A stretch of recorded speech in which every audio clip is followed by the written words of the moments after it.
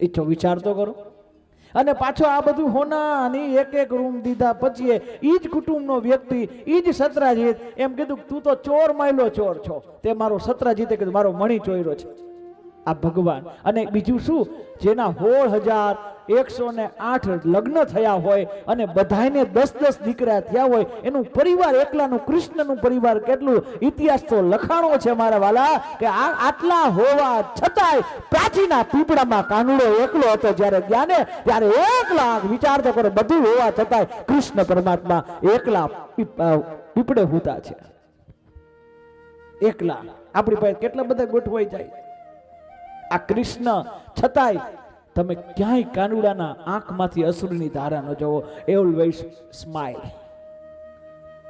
એટલે હું આટલું સમજ્યા પછી કહું છું, કાનુડો એટલે ઉત્સવ છે મારા વાલા. સુખ દુઃખ કોઈ પણ ક્ષેત્ર આવે ને, તમારા મુખમાંથી સ્માઇલ ન જવી જોઈએ.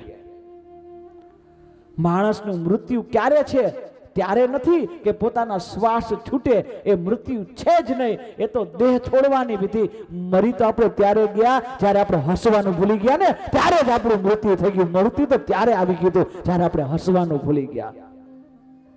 જો સ્માઇલ ગઈ, એ વ્યક્તિ મરેલો જ છે. Always smile. જેવું હોય એનો સ્વીકાર, જે છે એનો સ્વીકાર, જેવો છે એવો સ્વીકાર, જેવા છે એવા સ્વીકાર. હમ બદલ કે નહીં પ્રાપ્ત હુઆ, બદલીને કઈ મેળવવું જ નથી. જે છે એનો સ્વીકાર કરીએ, જેવી પરિસ્થિતિ છે એવો સ્વીકાર. તો હસવું, સ્માઇલ એ જિંદગી ઉત્સવ છે. એ તમે બધા દૂધ ઘરમાં લઈ આવતા હોય, ગાયનું, ભેંસનું, કોથળીનું લઈ આવતા હોય ને, તો દૂધનો કલર કેવો? હે કંચન ભાભી, આ એમ તમે બોલજો ને ખાસ. તમે ન બોલો ને તો તમને ખીચડીને ચાના હમ છે.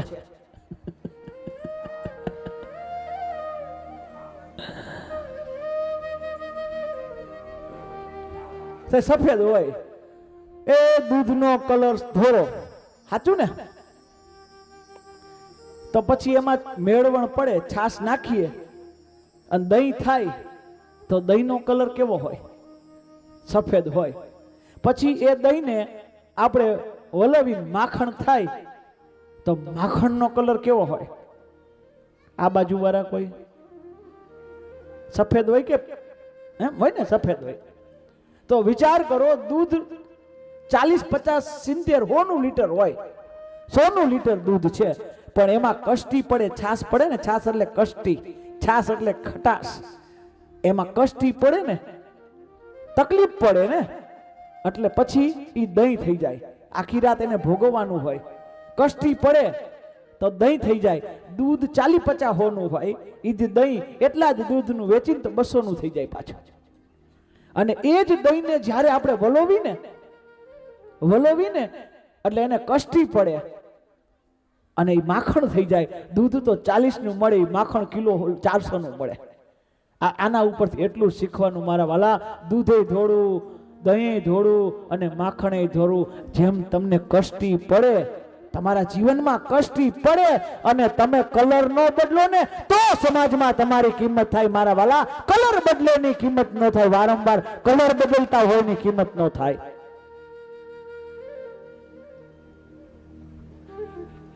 એને તો અહીંયા બેહાડ દો. મને એમ થયું ટોપલો લઈને આવ્યા તમે.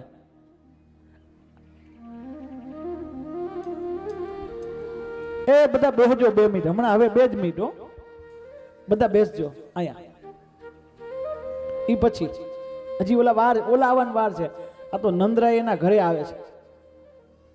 પાછા આમાં 4 હોય ને.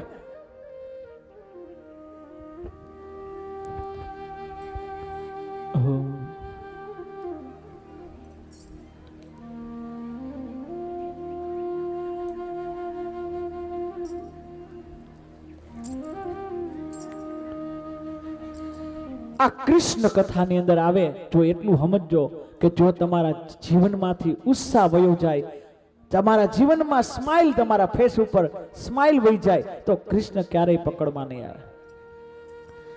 એક જગ્યાએ બધા ફોટા પાડવા આવ્યા. એટલે અમે જાય ને પછી લાઈન થઈ જાય કે મારે ફોટો પડાવો, મારે ફોટો પડાવો. તો એક જગ્યાએ ફોટો પડાવતો હતો. ફોટો પડાવતા પડાવતા ઓલા ફોટોગ્રાફર એટલું કીધું કે દાદા સ્માઈલ, કે દાદા સ્માઈલ કરો. એટલે મેં પાછું પિત્તર એવા ટાણે તો આપણે કહીએ દઈએ સ્માઈલ આપીએ દઈ. મેં પાછા ફોટા વાળાને કીધું કે એવું કેમ કીધું? એ કે દાદા સ્માઈલ દો ને, સ્માઈલ કરો ને તો ફોટો સારો આવે. એમ તો કે હા. ત્યારે મને વસ્તુ સમજાણી કે 1 સેકન્ડ હસવાથી જો ફોટો સારો આવી જાય, જિંદગી આખી હકવાથી આખું જિંદગી સફળ બની જાય. આખી જિંદગી જો હસી ને તો પછી, અને આમાંય હસવું સારું. આપણે તો ગુજરાતીમાં કહેવત છે, હસે એનું ઘર બાપુ, હસે એનું ઘર વસે, હસે એનું ઘર વસે. અને અરવિંદ કાકા વાત એવી છે કે હસે એનું ઘર વસે એ હકીકત છે, પણ એક ફેરે જેનું ઘર વસે એ પછી કોઈ દી ન હસે.